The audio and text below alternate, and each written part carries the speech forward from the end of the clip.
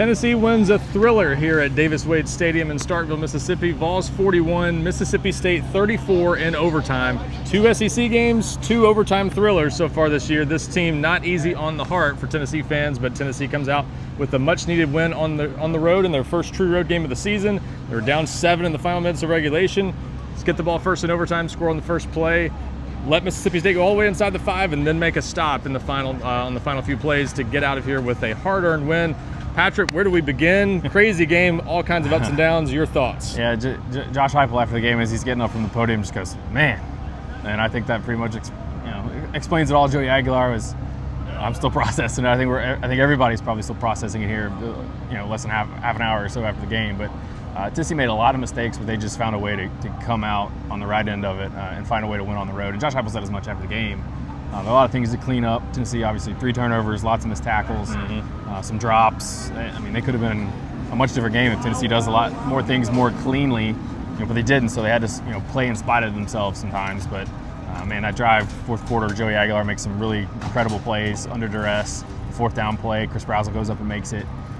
They just found a way to come up with the goods in crunch time and in overtime too, on offense with the Deshaun Bishop run that was blocked really well, and he made a guy miss. And they found a way to get out of here with the win. It was loud. It was an electric atmosphere. Mississippi State's improved. Deshaun Bishop even gave Mississippi State a lot of credit for how they played and in the atmosphere. But for a team like Tennessee that wants to go where they want to go, you sometimes got to win in spite of yourself, and you got to win in some tough environments. And Tennessee did both those things today. This felt a lot more like that game at Arkansas last year than Tennessee fans were hoping it would going into the season. We kind of had this game circled on the schedule as one of those possible trap games. It certainly ended up playing out that way. As you said, Mississippi State looked much improved. Tennessee, all kinds of things you could pick apart from this game. The run defense still looked pretty porous. Gave up some drives in the second half, some missed opportunities on offense. Joey Aguilar had a couple of high throws that get tipped for interceptions. Run game wasn't very effective for most of the game. They got it going there when they needed to at the end. But at the end of the day, it wasn't pretty, but they found a way to pull it out. Made a couple of huge plays on defense. 2 defensive touchdowns. Colton Hood with the pick 6. Joshua Joseph picks up the fumble forced by Tyree West and takes it back for a score. Just all sorts of momentum swings back and forth. And it says something about this team. I think they were able to overcome all of that and find a way to come out on top on the road. Yeah, Josh Heupel said that he loved how the team just kept fighting. And I asked both Joey Aguilar and Mike Matthews about playing through some ups and downs, because there were so many swings in this game, and it's just kind of part of the game, but it's also part of this team. This was sort of I don't want to say it's a culture win, because Tennessee wants to come out here and play better than that. Josh Josephs even joked after the game. He was asked about the cowbells, and he said, I thought we'd have them quieted by the 3rd quarter. That clearly was not the case. But they obviously want to play better, but it's hard to win on the road in this league. So for Tennessee to go and do that, despite everything that happened, to play through it, to come through at the end. I mean, there were so many times throughout this game, Ryan, where it's like, this game's getting away from Tennessee. Not that they're done, but it just feels like it didn't look good for so much of it. I'd be curious to see what the win probability chart was. It was probably pretty crazy back and forth, but it was a great game. Tennessee's been a part of 2. We've gotten to see 2 great SEC games so far this season, and this will be a much-needed break for probably a lot of you out there, and also for the team as well, going into this open date. I get the feeling this is going to be that type of cardiac team that just has a few of these games this year. We'll see if it's a long way to go, obviously, but to have 2 of these by the end of September, it's going to be a pretty memorable season one way or the other. But, Joey Aguilar, saw a lot of people on social media talking about it going into that drive. They get the ball down 7. They said this is a legacy drive for Joey Aguilar, and that's probably putting a little bit much pressure on him for that early.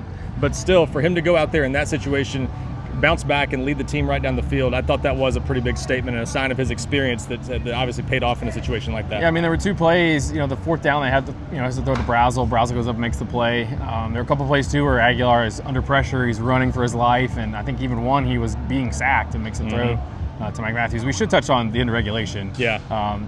Josh Heupel I have to go back and check the tape to see exactly what he said. We talked about how they had 2 plays called on that 3rd and 1.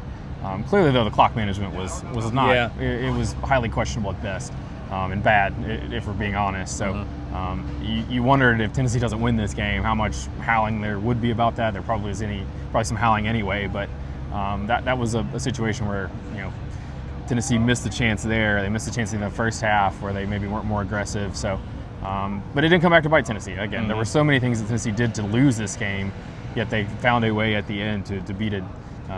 To beat a team that's a lot better and gave Tennessee a good run. But If you're going to go where this team wants to go, you have to have some of these sometimes. And Tennessee was able to overcome a lot of things that they did to themselves. So many subplots to break down throughout the next 2 weeks till Tennessee plays again against Arkansas on October 11. David Sanders makes his Tennessee debut in a huge spot late in the fourth quarter, coming in after Jesse Perry left with an injury. Perry came back too, which is crazy because he looked like he was down for the count. Absolutely, and then obviously receiver play a little bit up and down there, but the OPI, some huge plays there. The offensive pass interference on Chris Brazzell definitely going to be talked about. I mean, so many moments in this game that could have swung this game one way or the other.